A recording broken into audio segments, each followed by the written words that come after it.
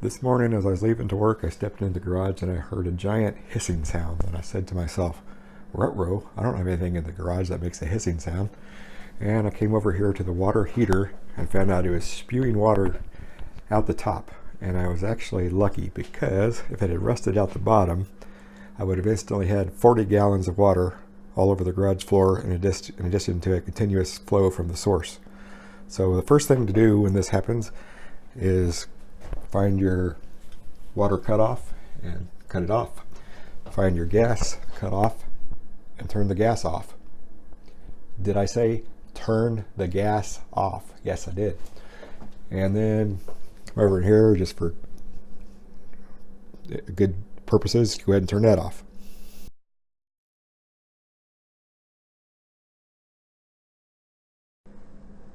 Here's the deal. My water heater went out. It's near Christmas. I went out and bought a $444 water heater, but the big box stores said it would be $400 to $600 additionally to have it installed.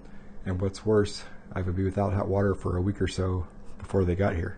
So I'm doing it myself.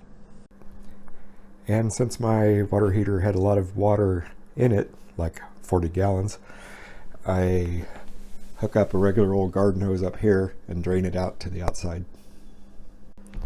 And the next thing to do is, with your gas turned off, and for the hearing impaired, that's with your gas turned off, we're going to loosen this couple here so we can disconnect the gas line to hook up the other one.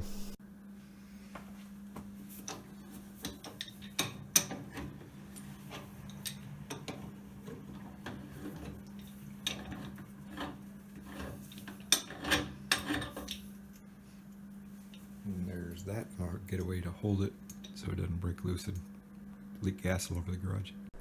And up here at the top is the pressure relief valve that's threaded in some PVC that goes down here and outside the house. And the idea is, if your thermostat goes bad and you get too much pressure in your water heater, instead of blowing up and blowing the house up and blowing you up, it just blows out here and out the pressure relief. So I'll just probably cut that there and down there so I can get it out of the way for moving in the new water heater. And the last two connections that I'm going to remove is the cold water in and the hot water out up here on top. And I'll just use a regular old hacksaw for that. It'll take about a minute or two. Okay, now both lines are cut. And we're going to save this little chimney piece and use it again. And oh, by the way, you should cut off your main, or know where your main water shutoff is, just in case your local shutoff doesn't do the job. I have a bucket here, but it looks like I'll have to get somebody to cap it off in the meantime overnight. To shut off the water, find your water manhole cover in the yard. It says water meter on it.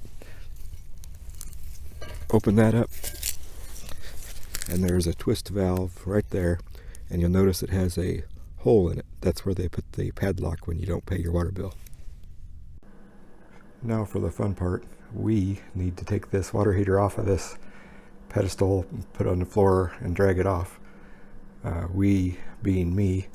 And the new water softener I bought weighs 125 pounds, and this one maybe quite a bit more than that, because it still has some water in the bottom of it. So I hope to fashion some kind of a ramp so I can ease it off there without dropping it on my foot or something.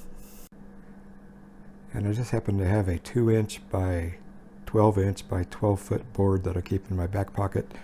And up here, I drove a nail into it, into the wall, or into the sill, I guess you call it, with the nail. I didn't drive it all the way in, but I wanted it in there securely enough that this thing won't slip off and fall apart and hurt me. And so far, so good. Okay, almost off, done with the scary part. Before reassembling the gas line, I used some of this yellow Teflon tape, which is made special for gas line, and we're gonna just screw it back together.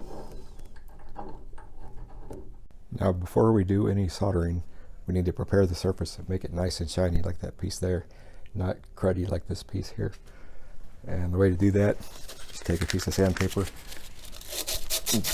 go like this.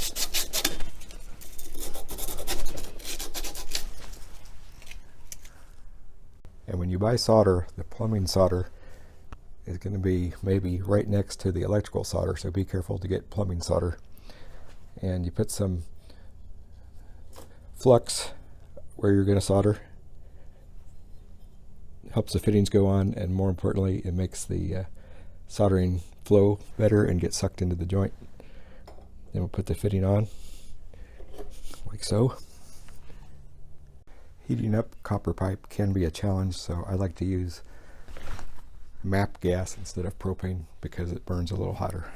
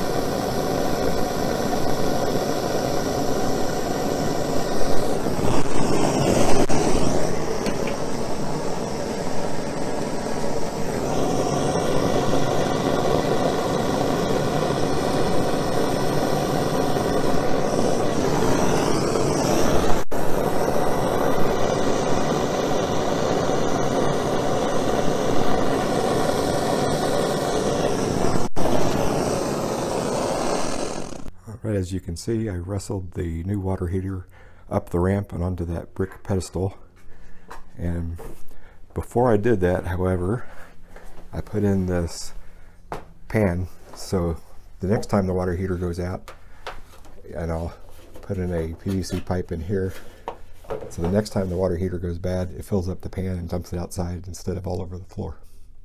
This fitting needs to be soldered on the pipe before you put it on here, because if you solder while it is on there, you can damage your water heater from the excess heat.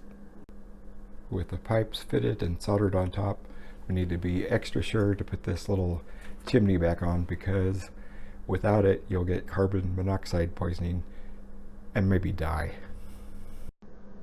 Okay, we're all done now, but two things we need to do before we go further is, one, before lighting the match or lighting the pilot light, you want to fill it up with water, because heating without water in it can damage your water heater element. First thing we want to do, though, is check for gas leaks as soon as the gas is turned on. It is extremely important to make sure your gas connections are good and there's no gas leaks, because you don't want anything to blow up. So I use a spray bottle of water with a few drops of dishwasher soap, spray it on there, and check closely for any bubbles that are increasing in size. Thanks for watching, and if you're in a position where you feel you have to do it yourself, please be careful, use every precaution available.